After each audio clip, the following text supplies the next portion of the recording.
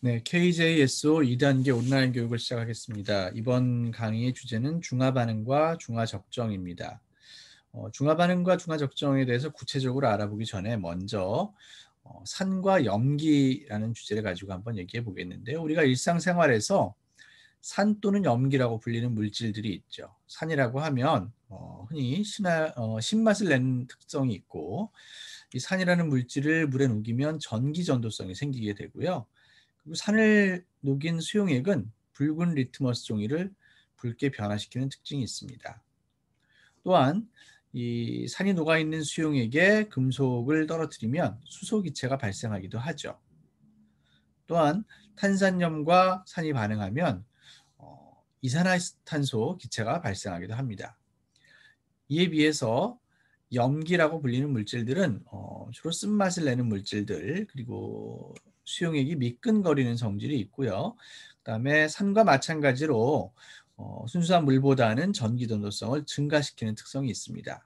그리고 마지막으로 산에서 푸른 리트머스 종이를 붉게 변화시키는 것과는 달리 염기에서는 붉은색 리트머스 종이를 푸르게 변화시키는 특성이 있습니다.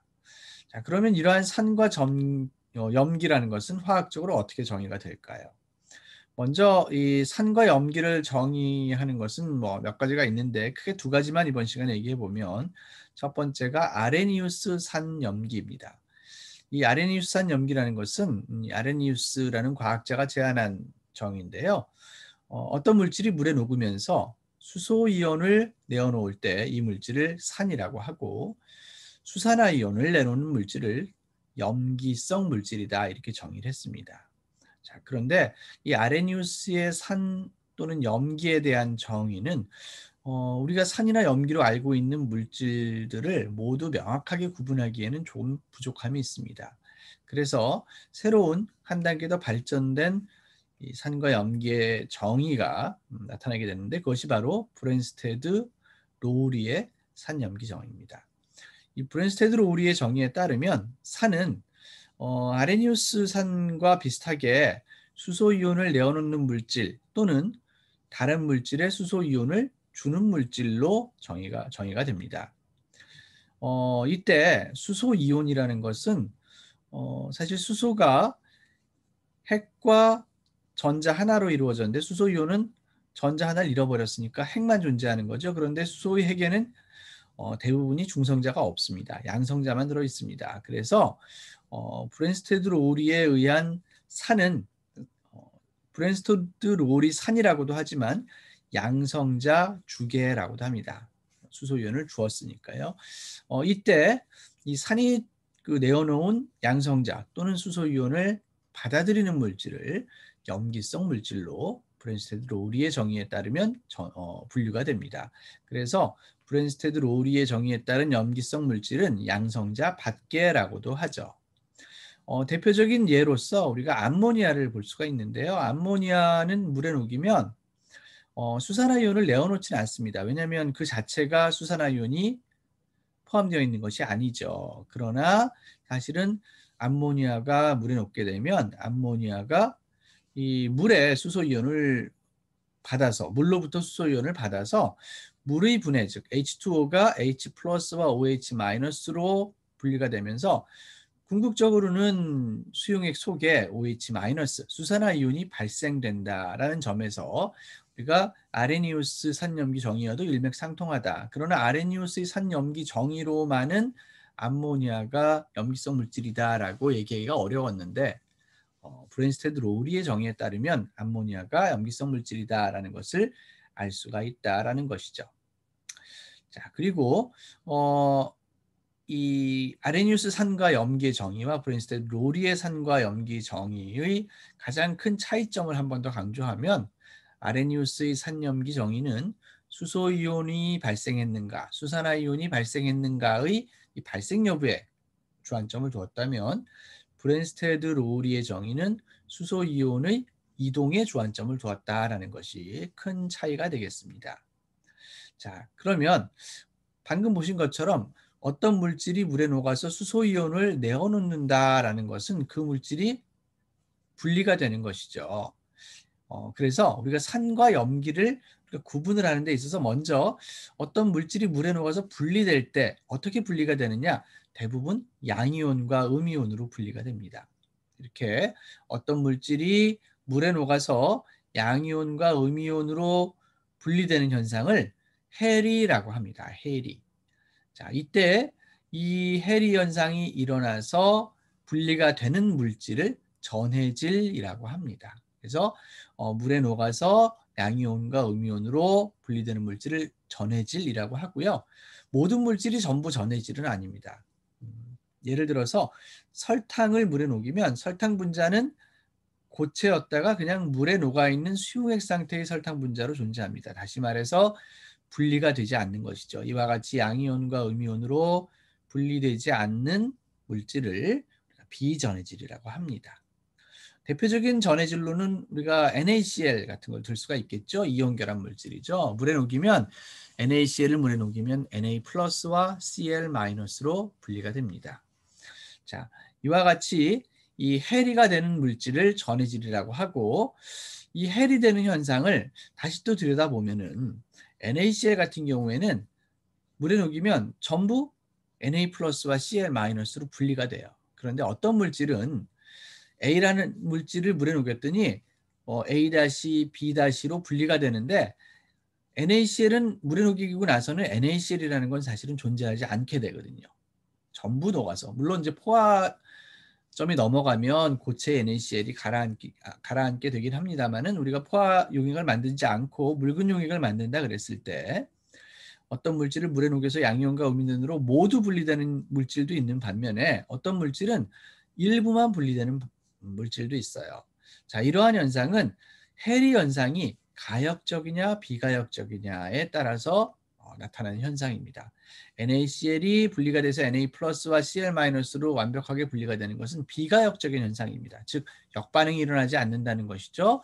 Na 플러스와 Cl 마이너스가 다시 결합하지 않는다라고 얘기할 수 있어요. 자, 그런데 일부 물질은 A 플러스와 B 마이너스가 분리가 되었다가 원래의 AB라는 물질로 돌아가는 물질도 있습니다. 이렇게 가역적인 반응이 일어나는 해리 반응이 가역적인 반응이 일어날 수 있어요. 그래서 이 두 가지 현상에 따라서 물질을 강전의 질과 약전의 질로 구분을 할 수가 있습니다. 그래서 해리 반응이 비가역적으로 일어나는 그런 전해질을 우리가 강전해질이라고 하고 해리 반응이 가역적으로 일어나서 분리된 이온들이 다시 원래의 물질로 돌아가는 반응도 일어나는 그러한 물질을 약전해질이라고 한다라고 할 수 있겠어요. 자, 그래서 이러한 강전해질과 약전해질의 해리 반응의 화학식을 보면 그러니까 위로 다시 올라가 보면 NaCl 같은 경우에는 해리 반응이 일어나게 되면 정반응의 화살표만 나타내게 됩니다. 왜냐? 역반응은 일어나지 않기 때문이죠. 이에 비해서 슬라이드에서 보시는 것처럼 아세트산 수용액이 있는데 아세트산을 물에 녹이면 아세테이트 이온과 수소 이온이 발생되지만 아세테이트 이온과 수소 이온이 다시 결합을 해서 아세트산을 만드는 반응도 동시에 일어나기 때문에 가역 반응, 즉 양쪽 화살표로 화학 반응식을 표시해 주게 되죠. 그래서 강전의 질은 한쪽 반응만 일어나기 때문에 한쪽 화살표로, 약전의 질은 해리되는 반응식을, 해리 반응식을 양쪽 화살표, 즉 가역 반응식으로 표현한다라는 특징이 있습니다. 자, 이때 약전의 질의 경우에도 어떤 물질은 해리되는 정도가 더 많은 것도 있고 어떤 물질은 적은 것도 있겠죠. 그래서 어느 정도 해리되어 있는지에 대한 지표를 여러 가지를 사용하는데 그 중에 하나가 이온화도입니다. 이온화도는 얼만큼 분리가 되었느냐의 비율이죠. 그래서 전해질의 초기 농도분의 해리된 양이온 또는 음이온의 농도로 우리가 이온화도를 정의합니다. 이온화도가 1에 가깝다, 1이다라는 말은 전해질이 더 이상 존재하지 않고 전부 분리가 됐다라 그러니까 이온화도가 1에 가까운 거죠. 이에 비해서 약전의 질은 1보다 훨씬 작은 값을 갖습니다. 그러나 약전의 질 사이에서도 그 이온화도가 좀 차이가 나겠죠. 그래서 이온화도가 좀 더 높은 것이 더 많이 분리됐다라고 얘기할 수가 있겠습니다. 자, 이때 우리가 앞서서 산이나 염기는 물에 녹아서 해리 현상이 일어남과 동시에 수소 이온이 발생되는 것이다 그랬죠. 그래서 이 산과 염기도 강전해질이라고 얘기할 수 있겠어요. 그래서 강전해질인 산을 강산, 강전해질인 염기성 물질을 강염기 이렇게 부르고요. 이온화도가 1보다 훨씬 작아서 약전해질인 산을 약산, 염기를 약염기로 구분을 할 수가 있겠습니다.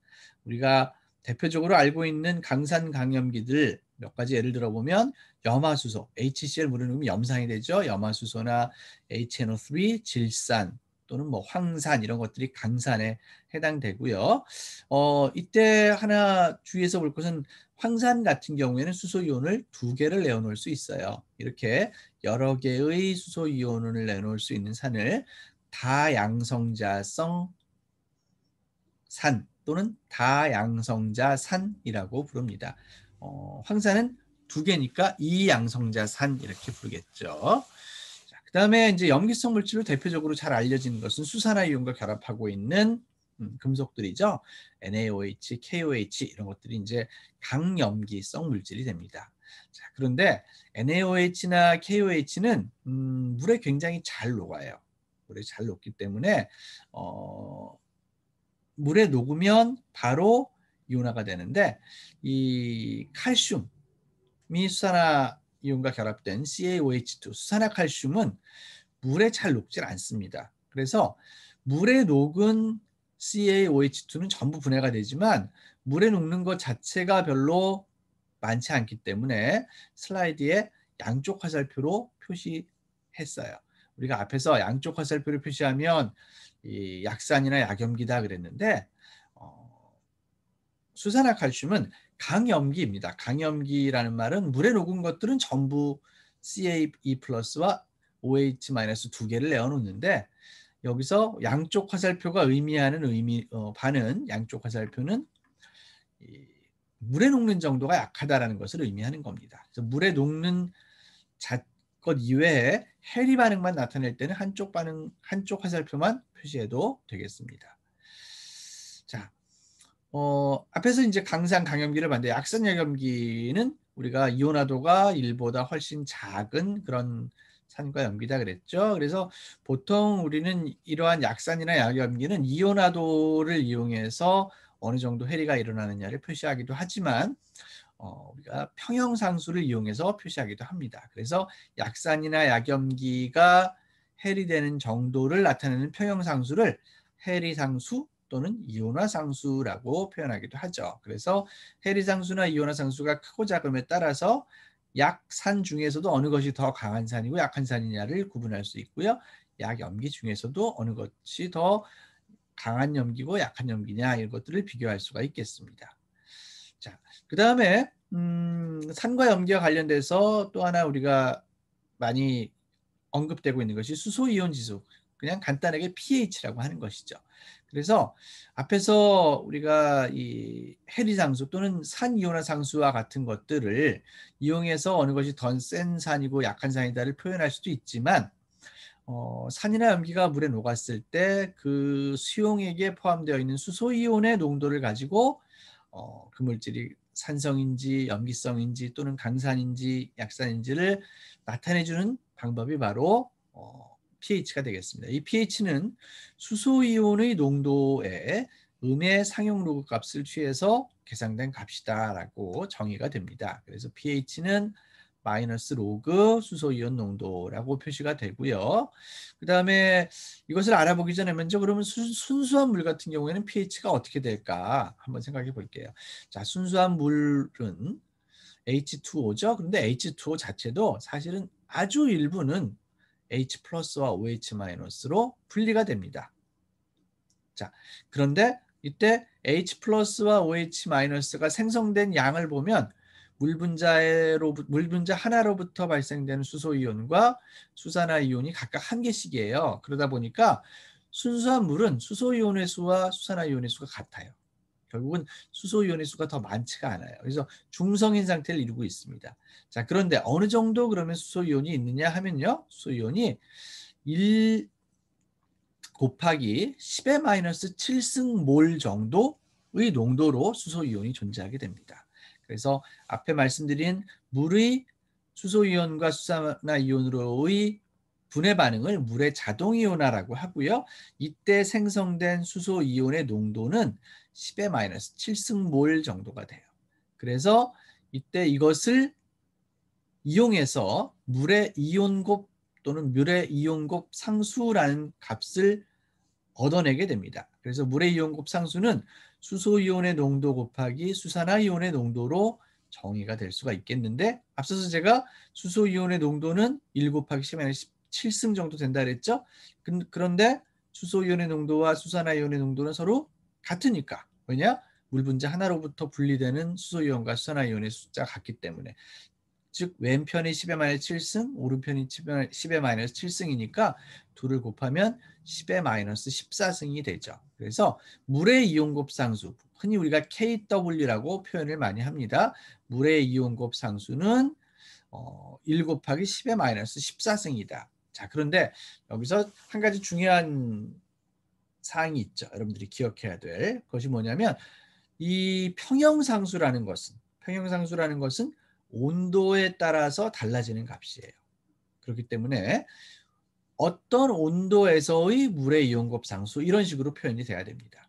그래서 앞서서 제가 온도를 얘기 안 했지만 1 곱하기 10의 마이너스 7승, 즉 수소 이온이 10의 마이너스 7승 몰이 되려면 그때의 온도는 25도씨입니다. 그래서 25도씨에서 물의 이온곱 상수는 1 곱하기 10의 마이너스 14승이 됩니다. 그 관계를 기억해 두시면 되겠어요. 자, 그 다음에 아까 순수한 물에 존재하는 수소이온 농도는 10의 마이너스 7승이라 그랬죠. 그러면 pH가 어떻게 되겠어요? 마이너스 로그 10의 마이너스 7승 하면은 결국은 이 마이너스 7이 앞으로 나오고, 로그 10은 얼마죠? 로그 10은 1이에요. 그러니까 pH는 7이 되겠어요. 자, pH와 비슷하게 pOH라는 것을 정의하기도 하는데요. 정의는 똑같습니다. pOH는 마이너스의 상용 로그에다가 수산화 이온의 농도를 취해 주는 것입니다. 그래서 순수한 물에서는 수소 이온의 농도와 수산화 이온의 농도가 같다 그랬고, 둘 다 10의 마이너스 7승몰이라 그랬습니다. 그랬으니까 25도씨에서 순수한 물은 pH가 7, pOH도 7이 되겠죠. 그리고 한 가지 꼭 기억해야 될 건, 25도씨에서는 수산화 이온의 수소 이온의 농도, 수산화 이온의 농도가 무엇이 됐든 간에 물의 이온곱 상수는 항상 10의 마이너스 14승이다. 즉 이것을 로그를 취해주면 어떤 수용액이든 간에 pH와 pOH를 더하면 14다라는 거예요. 예를 들어서 어떤 순수한 물에다가 HCl을 녹였어요. 그러면 H 플러스가 많아지겠죠?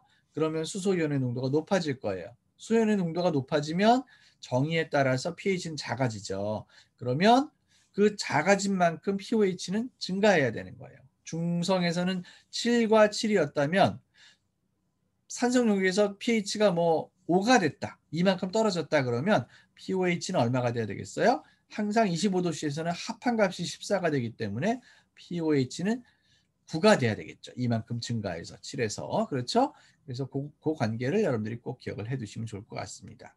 그래서 산수용액에서는 pH는 7보다 작고, 중성에서는 7이고, 염기성에서는 7보다 크다라는 특징이 있다는 것도 꼭 기억을 해두세요. 자, 이것을 베이스로 해서 우리가 중화 반응이라는 것을 한번 생각해 보겠는데, 중화 반응은 무엇이냐? 우리가 산성 물질과 염기성 물질을 섞어주면요, 그때 발생되는 물질은 염이라고 하는 것과 물이 생성돼요. 예를 들어서 HCl을 물에 녹이면 H 플러스와 Cl 마이너스가 물 속에 존재하죠. 그 다음에 NaOH를 물에 녹이면 Na 플러스와 OH 마이너스가 존재해요. 강산과 강염기죠. 두 개를 섞어주면 물 속에서 H 플러스와 OH 마이너스가 서로 만나면서 뭐가 될까요? 물이 되겠죠. 그렇죠? 그 다음에 Na 플러스와 Cl 마이너스는 물속에서 그대로 이온으로 존재합니다. 여기 반응 후에 NaCl, AQ라고 쓴 것은 사실은 NaCl이 있다는 것이 아니라 Na 플러스와 Cl 마이너스로 존재한다는 것으로 이해될 수가 있겠죠. 이와 같이 산의 짝염기와 염기의 짝산의 반응에 의해서 생성되는 물질, 즉 HCl에서의 짝염기는 Cl이죠. NaOH의 짝산은 Na 플러스죠.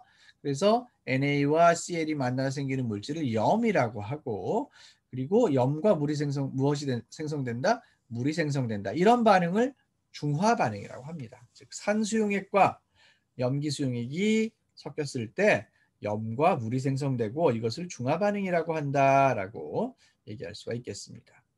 자, 이 중화 반응을 이용해서 우리는 미지의 산이나 미지의 염기성 물질의 농도를 알아낼 수가 있습니다. 그래서 우리가 농도를 모르는 어떤 산성 수용액이 있다. 그랬을 때 우리가 농도를 알고 있는 염기성 수용액, 이것을 우리가 표준 수용액이라 그래요. 표준 용액이라 그래요. 그래서 산성 수용액인 건 아는데 농도를 몰라요. 그러면 표준 염기성 수용액을 사용해서, 또는 염기성 수용액이라는 걸 아는데 농도는 몰라요. 그럴 때는 표준 산성 용액을 이용해서 농도를 모르는 산성 또는 염기성 수용액의 농도를 결정하는 거예요. 이런 실험 방법을 중화 적정이라 그래요. 이때 이 중화 적정을 그러면 표준 염기성 수용액이나 표준 산성 수용액, 뭐 함께 우리가 표준 수용액이라고 할게요. 미지 농도의 용액에 표준 수용액을 넣었을 때 이것이 중화 반응을 이용하는 그런 적정이다. 그러면 중화 적정이라 그런다 그랬죠. 그러면 산성 수용액이다 염기성 수용액을 조금씩 가하면 점점 H 플러스 수소이온의 농도가 감소하겠죠. 혼합 수용액 속에서 H 플러스를 우리가 표준 염기성 수용액을 가해주면 OH-와 만나면서 수소이온의 농도가 감소할 거예요. 그럼 pH가 점점 올라갈 겁니다. 이런 식으로 점점 증가해서 계속 증가하다가 표준 염기성 수용액을 어느 정도 넣었더니 그 혼합 수용액에서의 수소이온의 농도와 수산화이온의 농도가 서로 같아진다라고 생각되는 그 점을 우리는 당량점이라고 표현을 해요. 그래서 이 당량점까지 표준 수용액을 가해준 시점을 우리는 중화 반응이 완결된 시점이다, 이렇게 표현을 얘기할 수가 있겠습니다. 자, 이 당량점하고 조금 헷갈리기 쉬운 것이 있는데요. 당량점은 이론적인 값이에요. 우리가 표준 수용액으로부터 이 미지 농도의 어떤 수용액을 적정했을 때 적정이 완결될 때 그 이론적 값을 당량점이라고 하지만 실제로 중화 적정을 하다 보면 우리가 중화되었다고 결정되는 지점이 당량점과 반드시 같진 않습니다. 우리가 중화되었다고 생각해서 더 이상 표준 수용액을 가하지 않는 그 지점을 우리가 종말점이라고 하죠. 실험적인 값입니다. 이상적으로는 당량점과 종말점은 같아야 하지만 당량점과 종말점이 반드시 같은 건 아니고 약간의 오차가 생길 수 있습니다. 자, 그러면 구체적으로 적정 실험을 하는 방법을 한번 볼까요? 일반적으로 우리는 적정 실험은 대표적인 유리 기구인 뷰렛이라는 실험 기구를 사용하게 됩니다. 이 뷰렛에 무엇을 넣느냐? 표준 수용액을 넣습니다. 그리고 뷰렛은 지금 보시면 길다란 이런 유리 기구인데 아래에 콕이 달려 있어요. 그래서 콕을 닫으면 위에 있는 이 표준 수용액이 멈춰 있다가 콕을 열으면 아래로 표준 수용액이 떨어지게 되는 이런 유리 기구입니다. 그 다음에 그 아래에 미지 시료를 삼각 플라스크나 비커 같은 데 담아 놓고 여기에 막대 자석 같은 것을 이렇게 저어주게 되면서 위로부터 떨어지는 표준 수용액을 섞어주게 됩니다. 그래서 방법을 보면은 먼저 부피를 먼저 측정해요. 무엇이? 미지시료. 우리가 농도를 알고 싶은 시료의 부피를 측정한 다음에 이것을 뷰렛의 아래쪽에 삼각 플라스크나 비커에 넣어 놓습니다. 그 다음에 우리가 농도를 알고 있는 표준 수용액을 뷰렛에 넣었죠. 보통은 상단에 표시선이 있어요. 이 표시선까지 뷰렛을 채워 넣고서 그 다음에 이 아래쪽에 콕을 열어서 이 표준 수용액이 얼만큼 투입됐느냐를 이 눈금으로 읽을 수가 있습니다. 자, 이때 아래에 있는 미지 시료가 산성 수용액이면 표준 수용액은 염기성 표준 수용액을 사용해야 되겠고, 아래의 미지 시료가 염기성 수용액이면 표준 수용액은 산성 표준 수용액을 사용해야 되겠죠. 자, 그 다음에 이제 앞서 말씀드린 것처럼 이 상단 표시선까지 그 표준 수용액이 차은 것을 확인한 후에 콕을 열어서 아래의 미리시료와 섞일 수 있도록 해줍니다. 자, 이렇게 실험을 진행할 때 그러면 이제 중화가 다 되어서 종말점에 도달했다라고 생각하면 콕을 닫는 거죠. 그러면 콕을 닫으면 위에 있던 표준수용액의 수위가 이만큼 내려가 있을 거예요. 그러면 뷰렛에는 눈금이 있어서 얼마만큼의 부피의 표준수용액을 사용했다라는 걸 알 수가 있습니다. 자, 그러면 이 말은 결국은 초기 상태 수소 여기선 지금 이제 산성수용액이네요. 수소 이온이 많은 그런 미지시료에 염기성 표준수용액을 사용해서 뷰렛을 채워준 다음에 이것을 열어서 쭉 요만큼 감소를 시켰더니 이 염기성 OH-와 H+가 만나서 H2O를 만들 텐데 일부 아직도 H+가 남아있죠. 그래서 이것을 계속 집어넣어서 이제 H+가 더 이상 남아있지 않게 되었다라고 생각했을 때 콕을 닫아주면은 그때 혼합에 사용된 표준수용액의 부피를 알 수가 있겠습니다. 그래서 우리가 이 실험에서 먼저 우리가 측정했던 것이 뭐였어요? 처음에 미지시료의 부피를 측정했죠. 그 다음에 우리는 뭘 알고 있죠? 표준수용액의 농도를 이미 알고 있습니다. 그 다음에 실험을 통해서 사용한 표준수용액의 부피를 알고 있죠. 세 개의 데이터를 알고 있습니다. 자, 그러면 우리가 구하고자 하는 것은 미지시료의 농도인데 이때 이 산성시료가 수소이온을 하나 내는 일가의 물질이라면 수소이온을 하나 내어놓는 물질이라 그런다면은 미지시료에 들어있는 수소이온의 양 이것을 이제 몰로 표현하면 산성 물질의 농도 곱하기 부피라면 이것이 수소이온의 양과 같겠죠. 자, 그런데 적정이 되었다라는 것은 수소이온의 양과 수산화이온의 양이 같다라는 거죠. 그것은 바로 표준수용액에서 사용한 표준수용액의 농도와 부피를 곱한 각각 같게 되면 되겠습니다. 그래서 이것을 연립을 해주면 M1 곱하기 V1은 M2 곱하기 V2가 돼서 우리가 알고 싶은 M1, 즉 미지시료의 농도를 부피의 비에다가 표준수용액의 농도를 곱해서 알 수 있다라는 것이죠. 자, 방금 설명드린 것은 미지시료도 일가, 표준수용액도 일가일 때 의미인데요. 만약에 아까 얘기했던 것은 다양성자 산이라고 한다면 그때 내어놓는 수소이온의 수를 앞에다가 곱해줘야 되겠죠. N1 곱하기 M1 곱하기 V1 이것이 N2 곱하기 M2 곱하기 V2가 돼야 된다. 이런 관계식을 이용해서 그러니까 미지시료의 농도를 정할 수 있겠습니다. 자, 그리고 적정 과정에서 아까 이 그림을 보면 적정 과정에서 수소이온의 농도가 적정을 시작하면서 염기성 표준수용액으로 적정을 하면 이 혼합수용액에서의 수소이온의 농도가 점점 어떻게 되죠? 감소하죠. 그래서 표준수용액, 가해준 표준수용액의 부피에 따른 수소의 농도를 그래프로 그려준 것.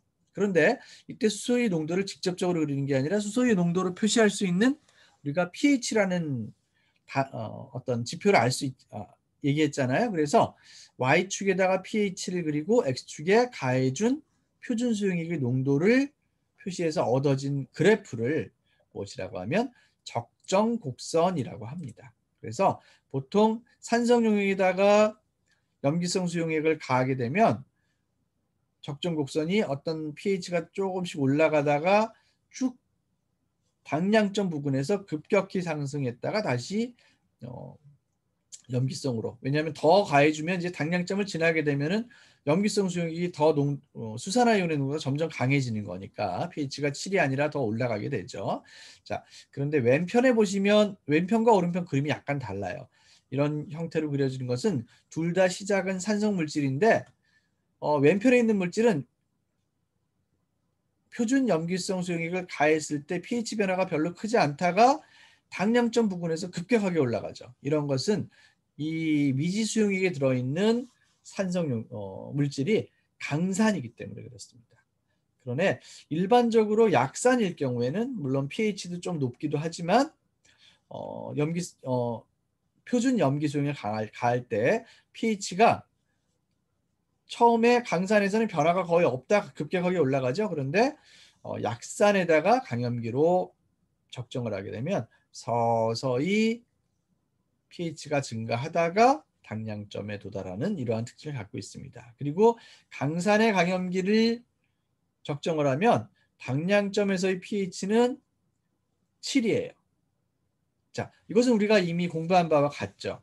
수소이온의 수와 수산화이온의 수가 같기 때문에 pH는 7이다라고 우리가 생각할 수 있어요. 물론 25도씨에서의 지금 전부. 자, 그런데 약산에다가 강염기로 적정을 하면 당량점에서의 pH는 7보다는 조금 높은 곳에 생깁니다. 이것은 왜냐하면 이 약산이라는 것이 어느 정도 해리도를 나타내기 있기 때문에 오히려 당량점까지 가게 되면 pH가 7보다는 조금 더 높아진다라는 특징이 있습니다.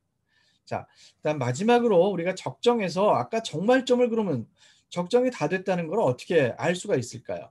pH가 지금 7이 됐다 또는 7보다 조금 높다라는 이런 이 그래프를 실험하면서 이렇게 쫙 그려주면 좋겠지만은 사실은 이제 일반적으로 여러분들이 실험실에서 이런 실험을 할 때는 그런 pH 적정 곡선을 적정할 때 적정 곡선을 바로 얻기가 쉽지 않습니다.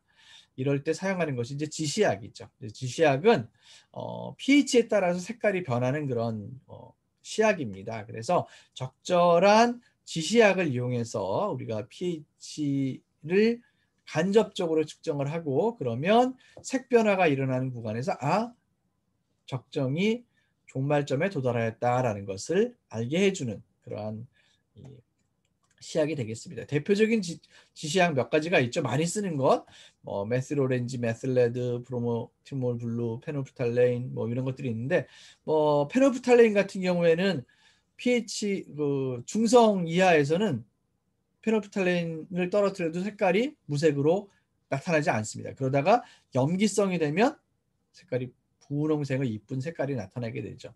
메틸 오렌지는 3.1에서 4.4를 부근으로 색깔이 변하게 되고 그래서 이러한 특성을 가지고 우리가 종말점을 결정하는 시약을 지시약이라고 합니다. 그래서 이러한 지시약을 사용하기도 하고요. 최근 들어서는 이런 만능 시험지나 이런 리트머스 종이로 간단하게 적정 곡선에서의 종말점을 결정하기도 합니다. 자, 오늘 여러분들과 같이 이제 처음에 중화 적정과 중화 반응과 중화 적정에 대해서 같이 공부하자고 얘기했어요. 그것을 알기 위해서는 여러분들이 이미 한번 학습을 하였는지도 모르겠지만 산과 염기라는 것이 무엇이다라는 것에 대한 명확한 이해가 좀 있어야 되겠죠. 자, 이것으로 KJSO 2단계 강의를 마치도록 하겠습니다. 여러분 수고하셨습니다.